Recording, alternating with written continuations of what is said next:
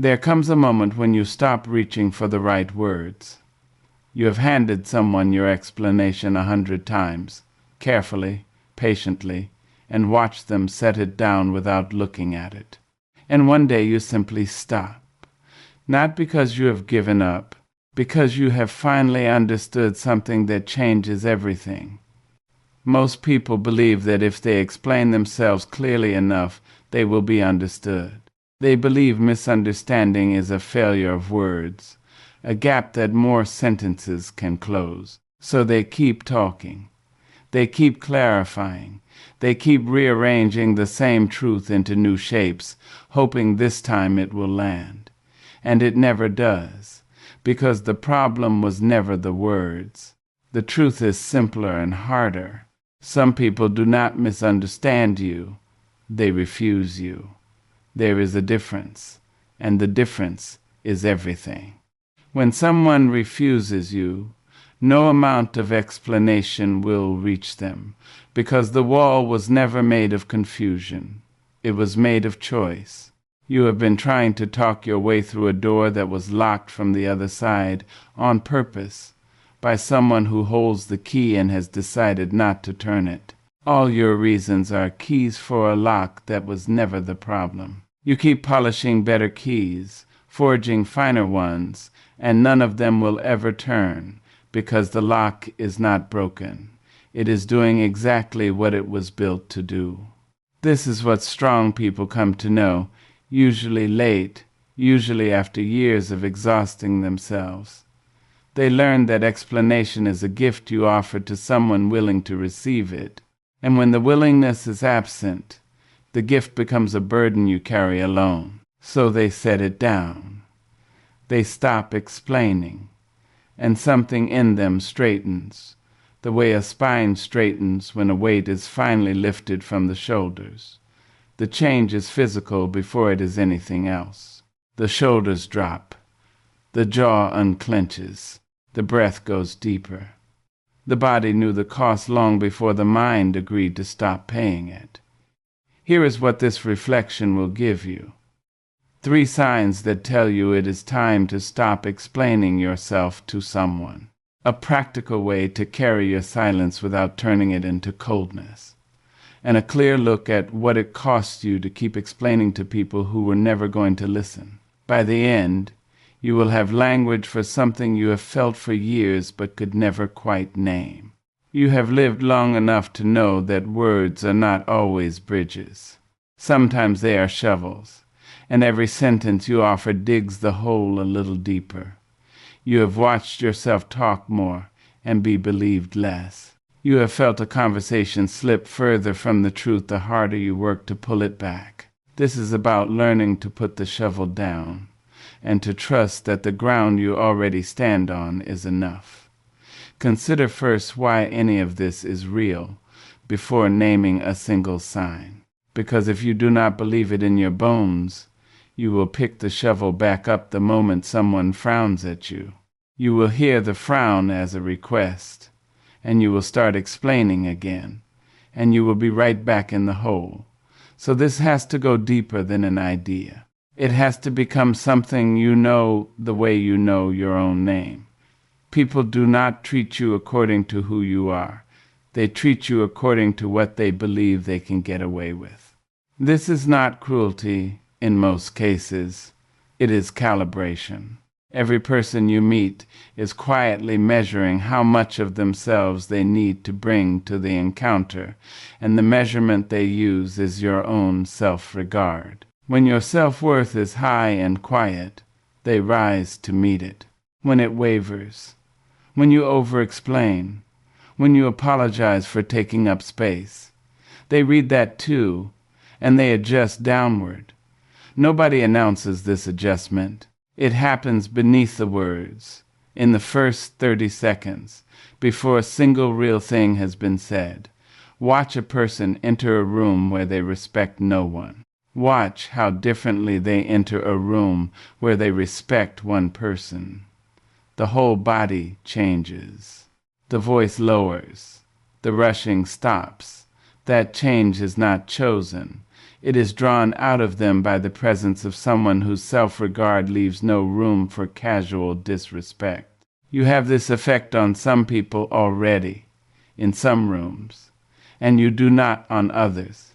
And the difference has almost nothing to do with your words, and almost everything to do with your carriage. Explanation, offered too freely, is a signal. It tells the other person that you are not sure of your own ground.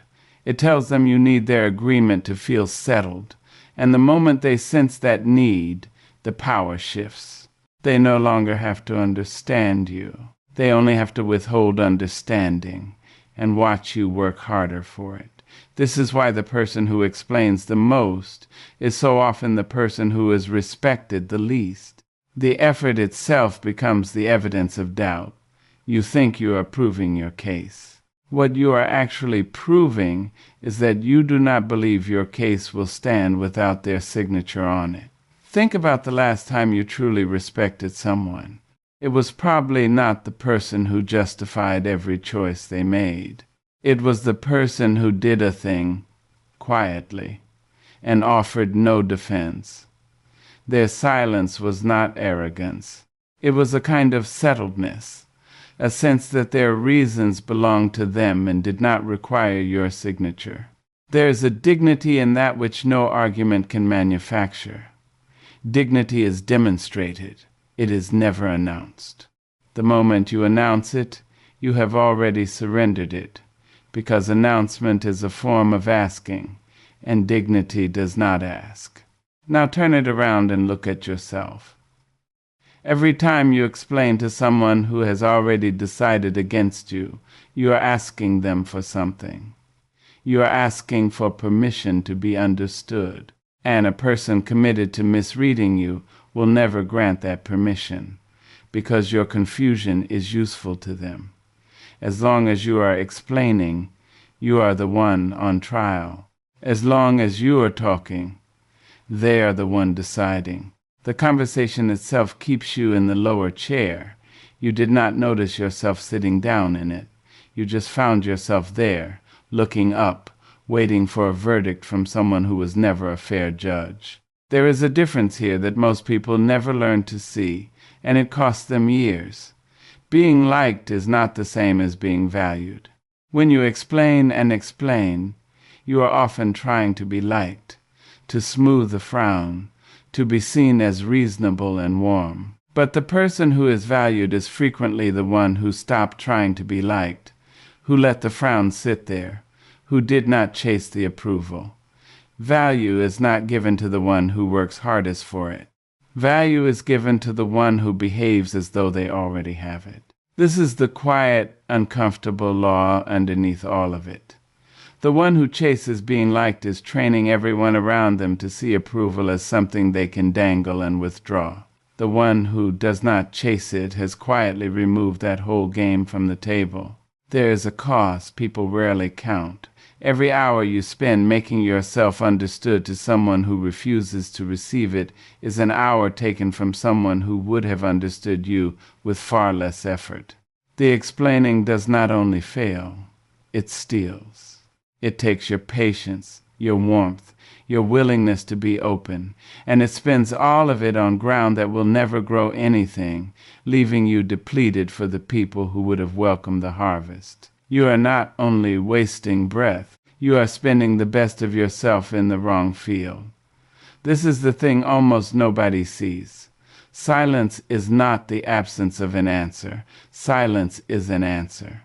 When you stop explaining, you are not conceding.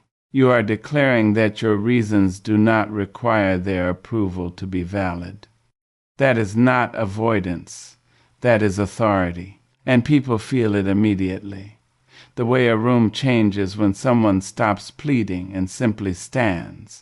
The silence does something argument never could. Argument invites more argument.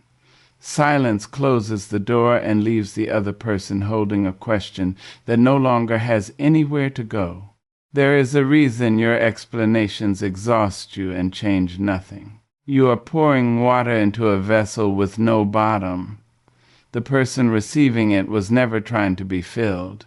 They were trying to keep you pouring, because as long as you pour, you are giving them your energy, your attention, your anxious hope for their nod. And they can hold that nod forever, always almost giving it, never quite. That is the whole arrangement.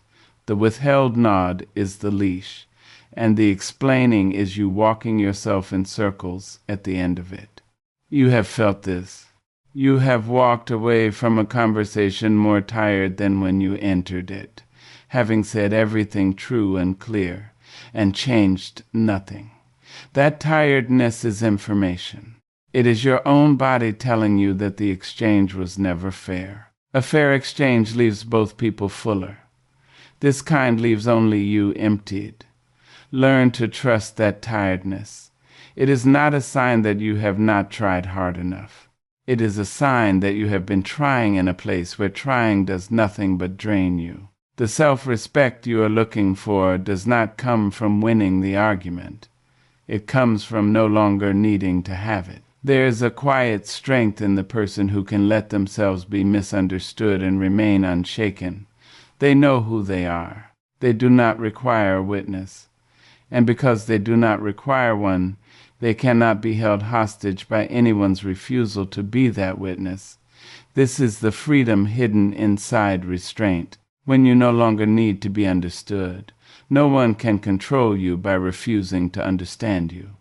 You have taken the one lever they had and quietly removed it from their hand. So understand this before we go further. Stopping is not weakness dressed up as wisdom. It is discernment. It is the ability to see clearly which conversations can be repaired with words and which cannot, and to spend your breath only where breath does something. Everything that follows depends on your believing that. Your silence is not you giving up on being understood. It is you refusing to beg for it. And there is a whole different way of carrying yourself that opens the moment you stop begging. The first sign it is time to stop explaining is this. They ask you the same question again, but they are not looking for a different answer. They are looking for a different you, a smaller one, a more apologetic one that will keep circling the same ground until you finally exhaust yourself into agreeing with them. You know the pattern. You give a clear answer. They set it aside and ask again, worded slightly differently, as though you had not spoken. You answer again. They frown. They sigh. They ask a third time. And somewhere in the third or fourth round, you notice that nothing you say is being absorbed. The question is not a door. It is a treadmill. It exists to keep you running. Every time you think you have reached the end of it, the belt turns again beneath your feet, and you are back where you started, breathing harder, having gone nowhere. This happens because the person is not gathering information. They are conducting a wearing down. Each repetition is a small pressure, and the pressure is the point. They are betting that if they ask enough times, you will begin to doubt yourself. You will soften your position. You will offer a concession just to make the questioning stop. And if you do, they win. Not because they were right, but because you got tired first. This is not persuasion. It is endurance dressed as conversation, and they are counting on their endurance outlasting yours. Consider how it actually sounds. You say you cannot lend the money this time. They ask why not, and you explain. And they ask what about a smaller amount, and you explain again. And they ask what about next month, and they ask whether you really cannot or just will not. And they ask whether you have thought about how this makes them feel. Not one of those was a real question. Each one was a knock against the same wall, testing for the spot where it gives. And if you keep answering, you are helping them find the spot. There is another version of it that hides better, because it wears the mask of concern. They ask if you are sure. Then they ask if you have really thought it through. Then they ask whether you might feel differently later, whether you are being hasty, whether you have considered how it will look, whether you are perhaps a little too tired to be deciding this now. Every one of those is dressed as care for you, and every one of them is the same treadmill wearing a softer coat. The tell is the same. The question keeps returning to the same ground no matter what you answer, because your answer was never the point. Watch for the tell. A person seeking to understand you asks a new question after each answer, because your answer gave them something to build on. A person seeking to wear you down asks the same question, because your answers are irrelevant to them. The repetition itself is the sign. When you feel yourself explaining the same thing for the third time in a single conversation, stop. You have left the territory of dialogue. You are being processed. And no one has ever been processed into feeling respected. What do you do here? You give your answer once, cleanly, and then you decline to run the treadmill. You can say plainly that you have answered that, and you have nothing to add. And then you let the silence sit. Do not rush to fill it. The silence is uncomfortable, and the discomfort belongs to them, not to you. It was their treadmill.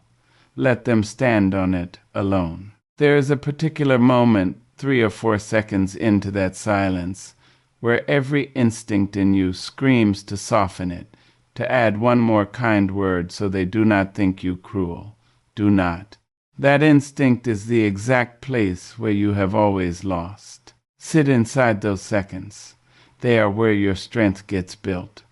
Prepare the sentence before you need it, because the moment itself is not when you want to be searching for words. You have answered that, and there is nothing more to add. That is the whole of it. Not a paragraph, not an argument, not a fresh attempt to make them see. A single flat sentence that closes the file, and then quiet. If they push, you do not offer a new sentence. You offer the same one, unchanged, in the same even tone. The unchanging repetition of your one line is what teaches them the treadmill is broken. They cannot wear down a stone by asking it a 5th time. This is not rudeness, it is restraint. You are not refusing to communicate. You are refusing to be worn down. There is an enormous difference between the two, and the person doing the wearing knows it precisely, which is why they will often accuse you of the first when you are simply exercising the second. Let them. Their accusation is only more of the same treadmill, and you have already stepped off. The accusation is bait. It is designed to pull you back into explaining, this time to defend your character. Do not defend your character. A settled person does not need to prove they are kind. The composure this requires is not natural at first. Every instinct will tell you to explain one more time, to make them see, to close the gap. Resist it. The gap is not yours to close. It was dug on purpose, and no amount of your labor will fill it. Say your piece once. Then let your silence carry the rest. Your silence will say what your words could not, that you are done being measured by someone who was never weighing fairly. And here is what will surprise you. The treadmill only runs while you are on it. The moment you step off and stay off, it slows and stops, because it was never powered by their questions. It was powered by your answers. Another sign appears more quietly, and it is easy to miss, because it does not feel like an attack. It feels like closeness at first. It is when someone knows exactly what you meant and pretends they do not. They twist your plain words into a version you never said, and then they respond to that version as though it were yours. You say one thing, they repeat it back to you wearing a shape you do not recognize, a harsher shape, a colder one that makes you look worse than you are. And then you find yourself defending against the thing you never said, scrambling to correct the record, to restore your actual words. This is the trap. You are now explaining your explanation. You have been pulled 2 steps back from your own ground, and every correction pulls you further. You came into the room standing on solid earth, and within a minute you are backed against a wall you did not build, arguing about a sentence you never spoke. This is called misreading on purpose, and it is not an accident of communication. It is a strategy. When someone reshapes your words into their worst possible meaning, they gain 2 things.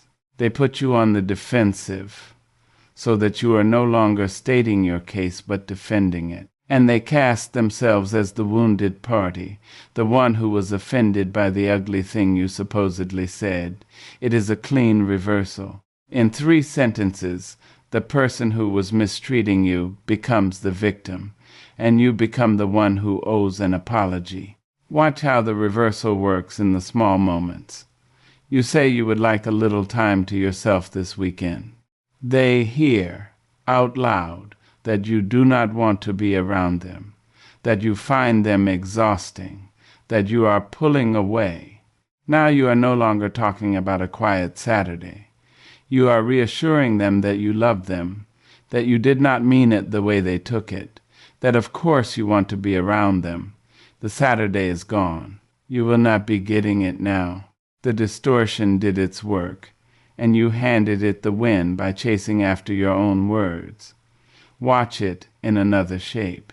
You say a task was not done the way you had hoped. They hear that you think they are useless, that nothing they ever do is good enough, that you are impossible to please. Now you are not discussing the task. You are managing their wound, reassuring them of their worth, apologizing for a cruelty you never committed. The original point has evaporated. It will not come back. This is the signature of the maneuver. Whatever you actually said disappears, and you spend your energy answering for a version of yourself that only exists in their retelling.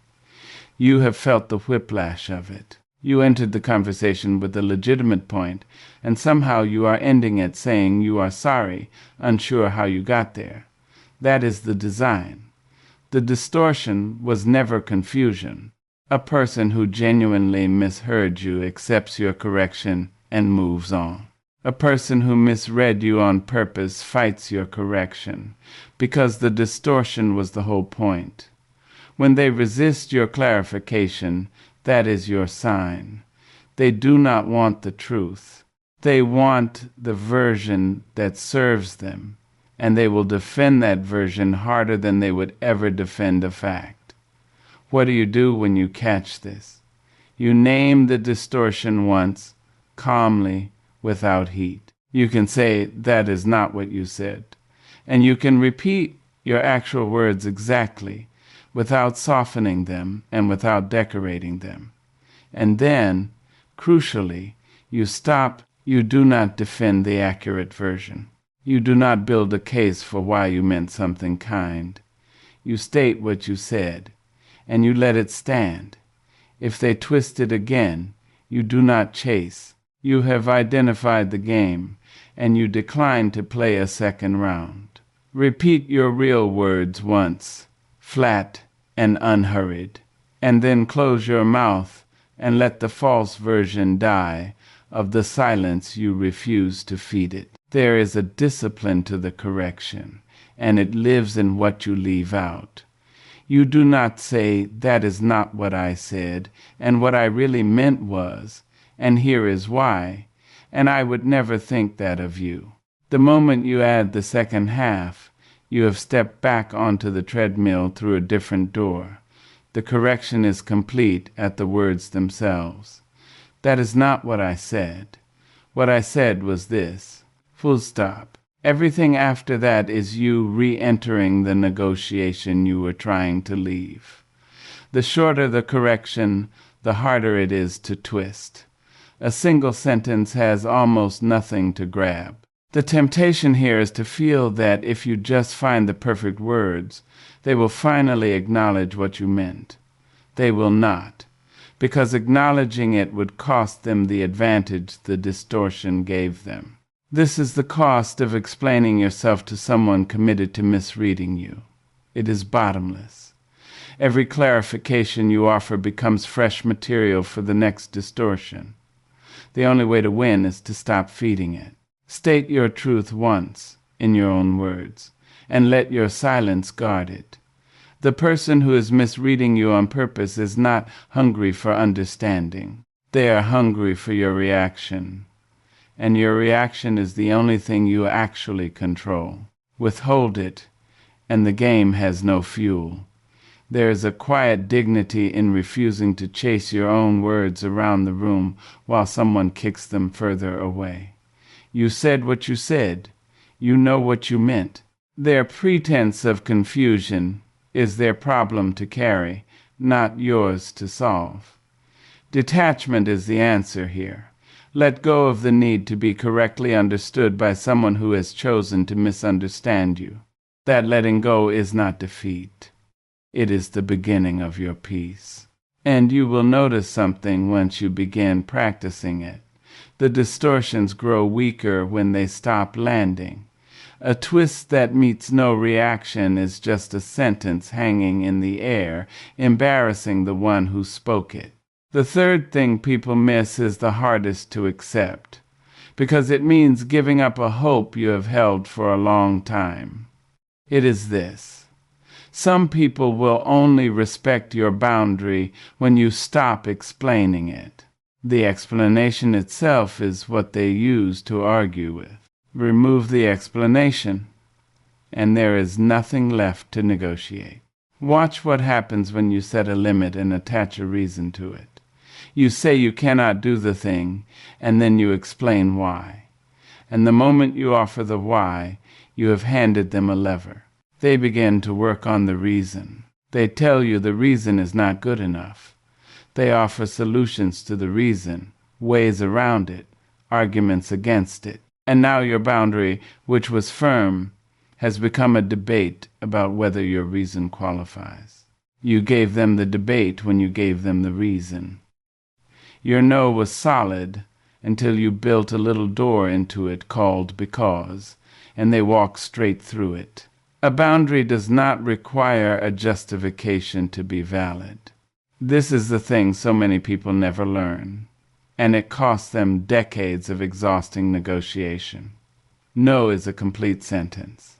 Your limit belongs to you. It does not need to pass anyone's inspection. But the moment you explain it, you imply that it is up for review, that if your reason fails to satisfy them, the boundary might dissolve. And people who do not respect you will always find your reason unsatisfying, because their goal was never to understand the reason. Their goal was to get past the boundary. Any reason you give them, no matter how true, is simply the next thing for them to dismantle. See how the dismantling proceeds, because knowing its shape lets you recognize it early. You say you cannot host the gathering because you are tired. They say you can rest the day before. You say you also have other commitments. They say those can surely be moved. You say you simply do not have the energy this year. They say they will do most of the work themselves. You will barely have to lift a finger. Notice that every one of your reasons has become a problem for them to solve, and each solution obligates you further. This is what a reason invites. It turns your no into a puzzle, and they are happy to spend all evening solving a puzzle whose answer is your yes. You have done this. You have declined something, and then, feeling the discomfort of the silence, rushed to justify it, and watched your simple no turn into a long defense that they slowly wore down. The explanation was the crack in the wall. Without it, the wall was solid. With it, they had something to pick at. And they will pick at it patiently, one objection at a time, until the thing you were sure of an hour ago has crumbled into an apology and a yes you never meant to give. So the practice is to state the limit and stop. I can't do that. I'm not available for that. That doesn't work for me. And then nothing. No reason, no apology, no softening clause. This will feel almost violent at first, because you have spent a lifetime believing that a boundary without a reason is cruel. It is not cruel. It is clean. The reason is what invites the argument. The clean limit invites only acceptance, because there is nothing there to grab. Think of a smooth stone in the hand. There is no edge to catch a fingernail. A boundary without a reason is that stone. There is simply nothing to work on. There is a fear that stops most people from ever trying this. They imagine that a bare no will land like a slap, that the other person will be wounded by the absence of a reason, that they will be seen as harsh and secretive. In practice, the opposite happens. A calm no, offered without defensiveness, lands as settledness, not cruelty. It is the anxious, over-explain no that feels harsh, because the anxiety in it invites the other person to push, and the pushing is what turns a simple decline into a battle. The clean no ends the matter gently. It is the explained no that starts the war. People will test this. When you first stop justifying your boundaries, the pushback will grow louder because you have removed the tool they were used to using. They will ask why. They will demand a reason. And you can simply say that it is not something you are going to discuss, and let that stand. The demand for your reason is not a genuine request. It is an attempt to reopen the negotiation. Do not reopen it. Your boundary is not a proposal. It is a fact. When someone treats a fact as a proposal, the mistake is theirs, and you do not have to correct it by arguing. You correct it by remaining exactly where you are. There is a way to hold this that stays warm even as it stays firm. You do not have to be cold to be unmovable. You can say, I love you, and no is still no. You can say, I understand you are disappointed, and that doesn't change my answer. You are not required to choose between kindness and firmness. The people who insist you must choose are the ones who benefit when you abandon the firmness to prove the kindness. You keep both. The kindness is in your tone. The firmness is in your position. They live together without contradiction. The dignity in this is enormous. A person who states their limits without defending them carries themselves differently. There is a quiet strength in it that others feel even when they resent it. You are no longer a case to be argued. You are a settled fact to be accommodated. And people, over time, accommodate what is settled. They only argue with what seems negotiable. Stop explaining your boundaries, and you stop advertising them as negotiable. Your carriage changes when your boundaries stop wobbling, and people read that carriage before you have said a word. Now consider how to actually carry all of this, because knowing when to stop explaining is one thing, and living it without turning cold and bitter is another. The goal is not to become a wall. The goal is to become a person whose peace is protected, who chooses their words instead of spending them, who can be warm and still be unmovable. That balance is the whole art of it. A wall keeps everyone out, including the people worth letting in. What you are building is not a wall. It is a gate that you control. The first category of action is what you do with your silence in the moment. Silence is a skill, not an absence. Most people have never practiced it, so when a hard conversation comes, they fill every gap with words out of pure discomfort. You will have to learn to sit inside the silence without flinching. When you have said your piece and the other person is pushing for more, let the quiet stretch. Do not mistake their discomfort for your responsibility. The silence is doing work. It is telling them that you are settled, that you are not anxious to be understood, that their pressure is finding nothing to push against. Practice this in small ways before you need it in large ones. When someone asks you a question you do not owe an answer to, take a breath before responding. And notice that you do not have to fill the space immediately. When you feel the pull to over-explain, name it silently and let it pass. Say less than you feel you should. Then say a little less than that. You will find that most of what you were about to say was not for them at all.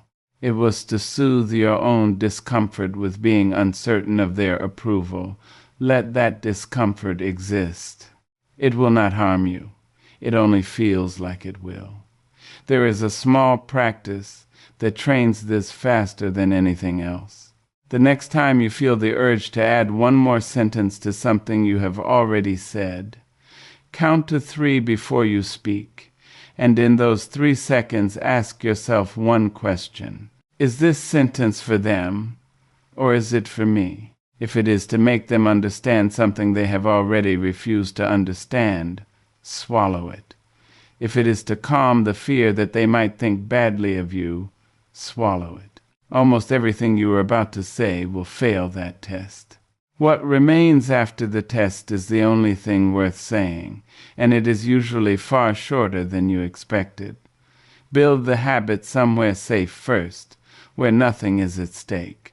In ordinary conversation, when someone asks where you were or how you spent your day, answer in one sentence, and then stop, and feel how strong the pull is to keep going, to add the detail, to justify the hours. Notice that the pull has nothing to do with the person in front of you. It is the old habit of narrating yourself to an invisible judge. Each time you resist it in a small moment, you are strengthening the muscle you will need in the large one. By the time a real test arrives, the silence will already feel like a place you know how to stand, not a cliff you are being asked to leap from. There is a particular composure that comes from mastering this, when you no longer rush to fill silence. You stop leaking power in every conversation. You become someone who responds rather than reacts, who chooses each word rather than spilling all of them. That composure is felt by everyone around you, and it changes how they approach you before you say anything at all. Your carriage speaks first. Your stillness announces that you are not easily moved. And people treat the unmovable person with a care they never extend to the anxious one. The stillness is not empty. It is full of a self-possession that others can feel across a room. The second category is what you do with your energy over the longer stretch. This is about discernment, about sorting the people in your life into those worth your explanations and those who are not. You do not owe every person the same access to your reasons. Some have earned your full openness through years of receiving it with care.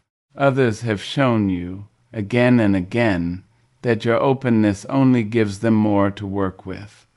Learn to tell them apart and spend accordingly. The test is simple, and you already have the data.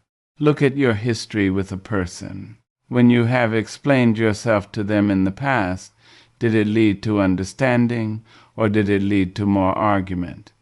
Did they receive your reason and soften, or did they take your reason and attack it? The pattern is your answer. People show you who they are through repetition. Someone who has misread you 50 times will misread you the 51st, and no perfectly worded explanation will break the streak. Stop offering it. Save it for the people who have shown they can hold it. There is a useful way to picture this. Imagine 3 rings of closeness around your life. The innermost ring is for the few who have proven over years that they receive your truth with care. To them you give your full openness, your reasons, your uncertainty, your soft places. The middle ring is for people who are decent but unproven, and to them you give courtesy and clarity, but not the deep access. Not yet. The outer ring is for those who have shown you repeatedly that anything you hand them becomes a weapon. To them you give the clean sentence and nothing more. Most of your exhaustion has come from handing inner ring access to outer ring people. The sorting corrects that, and the relief is immediate. The mistake most people make is treating the rings as fixed by blood or history rather than by behavior.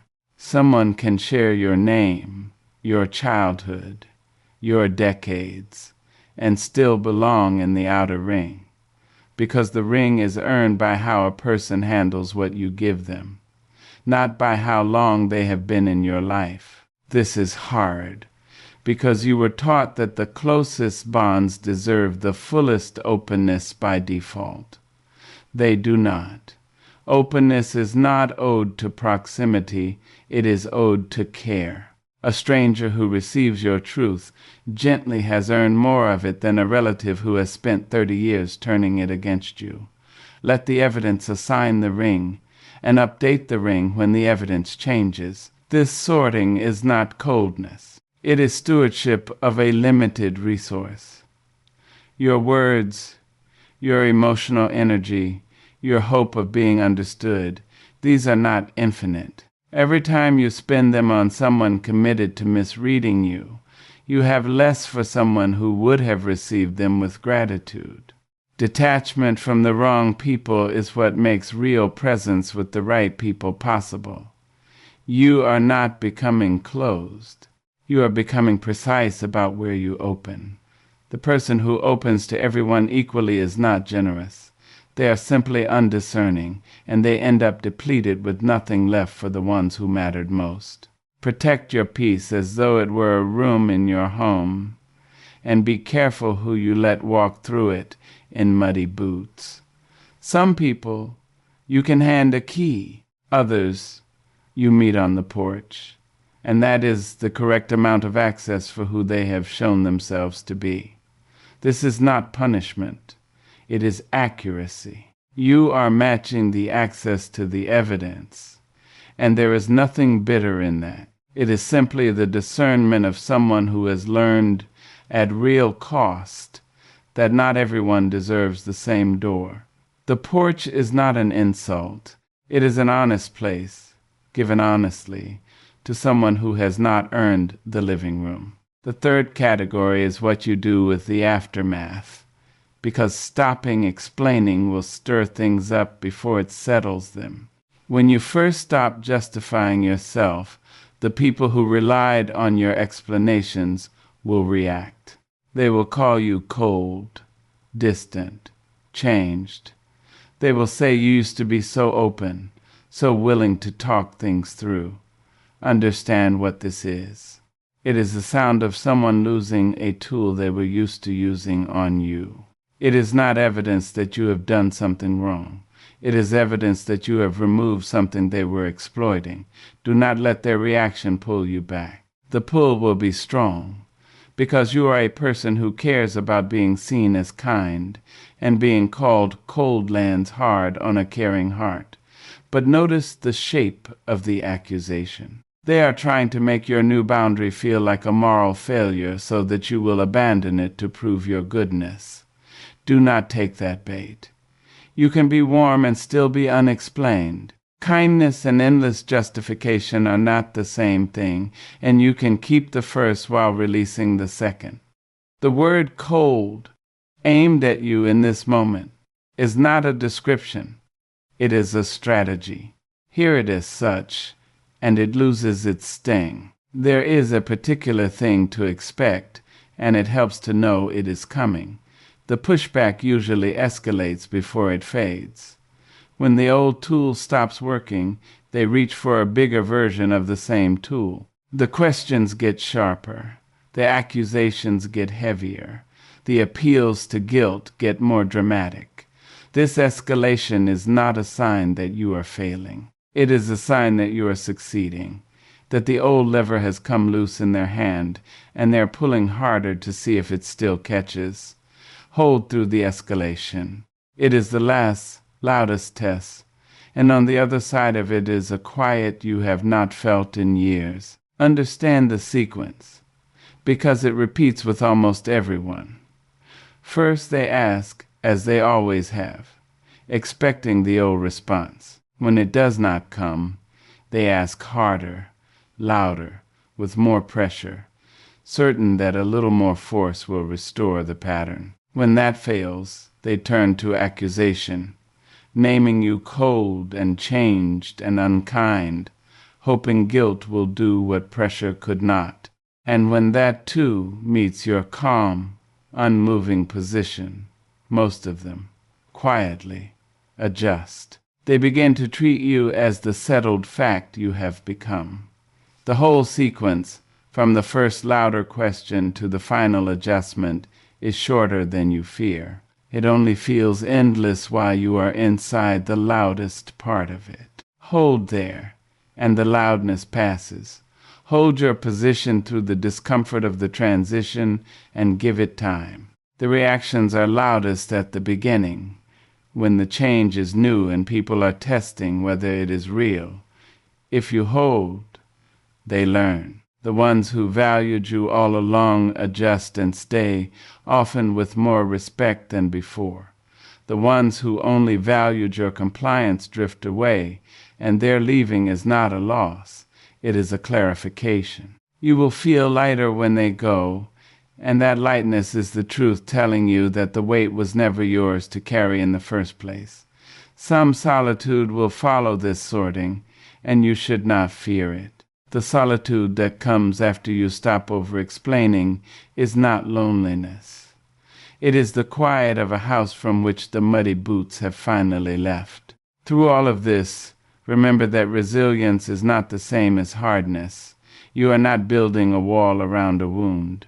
You are building a quiet strength around a peace worth protecting. The difference shows in your face and your carriage. The hard person is defended and tense. The strong person is relaxed and unmovable, warm and unbudging, present without being available for exploitation. That is what you are becoming, not colder, clearer. The hardness comes from fear, and the strength comes from settledness. And though they can look alike from a distance, they feel nothing alike to the person carrying them. Consider now what is at stake if none of this takes root, if you keep explaining until the end. There was a person who spent her whole life making herself understood. She explained herself to everyone. To the family that misread her on purpose, she offered patient reasons, year after year. To the friends who twisted her words, she offered clarifications, always hoping the next one would finally land. To everyone who questioned her, she answered, and answered again, and answered a third time, running every treadmill they set before her. She was, by every measure, a good and generous person. But she believed, all the way down, that if she could just find the right words, the people around her would finally see her clearly and treat her as she deserved.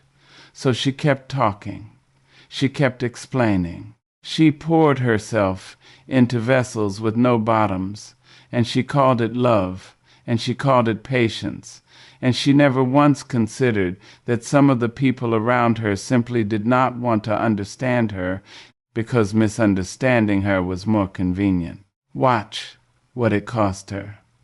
The years passed, and the same conversations repeated, and nothing changed, and she grew tired in a way that rest could not touch. She began to shrink. Every time someone twisted her words and she scrambled to correct them, a little of her certainty about herself wore away. She started to wonder whether the problem really was her, whether she really was as difficult as they kept insisting, whether her boundaries really were unreasonable. The endless explaining had not made them see her clearly. It had made her stop seeing herself clearly. That is the true cost. It is not only the wasted breath and the exhausting conversations, though those are real. It is what over-explaining does to your own sense of who you are. When you spend decades justifying yourself to people who refuse to accept the justification. You slowly absorb their refusal as a verdict. You begin to believe that your inability to make them understand is a flaw in you rather than a choice in them. The betrayal is not only theirs, it becomes quietly a betrayal of yourself, a slow abandonment of your own knowing. And a person who has abandoned their own knowing will accept almost any treatment because they no longer trust the part of themselves that would have objected. There is a smaller, sharper picture inside the large one. Picture her at a table she has sat at 1,000 times, saying once more that she did not mean it that way, that they have taken it wrong, that if they would only listen she could make it clear. And picture the faces across from her, not confused, not straining to understand, but comfortable, patient, waiting for her to tire. They were not lost. They knew the way perfectly. They simply preferred her lost, because a lost person is easier to manage than a settled one. She spent those hours drawing them maps to a place they had no intention of visiting. Watch her leave that table, night after night, carrying a weight she could not name. She would go over the conversation again in the dark, rehearsing the sentence that might have landed, the phrasing she should have found, certain that the failure was hers, that a wiser woman would have gotten through. She never once let herself consider the simpler truth, that there was no sentence, that no wording existed that would have opened a door someone was holding shut. She lay awake designing better keys for a lock that had never been broken. That is the particular cruelty of it. The refusal on their side became a life sentence of self-doubt on hers. And here is the loneliest part. She was surrounded by people, and she was profoundly alone, because none of them knew her. They knew the version of her that scrambled to please them, that softened her boundaries under pressure, that apologized for words she never said. The real person, the one with settled reasons and quiet dignity, never got to stand up straight in front of them, because she was always bent over, gathering the words they kept knocking out of her hands. She spent decades being needed and never once being truly seen. This is what over-explaining steals in the end. It does not only steal your energy, it steals the chance for anyone to ever meet the real you, because the real you is always hidden behind the frantic work of proving yourself. It did not have to end that way. Somewhere in those years there was a day she could have stopped. She could have said her piece once and let the silence carry the rest. She could have stated her boundary without the reason that invited the argument. She could have let herself be misunderstood by people who were never going to understand her, and in that letting go, she could have found herself again. The strength was always available to her. She just believed, wrongly, that using it would make her cruel, when in truth it would have made her free. Every day that door stood open, and every day she walked past it. Back to the table, back to the maps, back to the shrinking. You are not obligated to walk her road. The tiredness you feel is not a sign that you must try harder to be understood. It is a sign that you are explaining yourself to the wrong people, and that some part of you already knows it. The quiet strength you are looking for is not something you have to build from nothing. It is already in you, buried under the habit of justifying yourself. You only have to stop digging long enough to feel that it was there the whole time. It has been waiting under all those words, patient, unshaken, the part of you that never once doubted what you meant.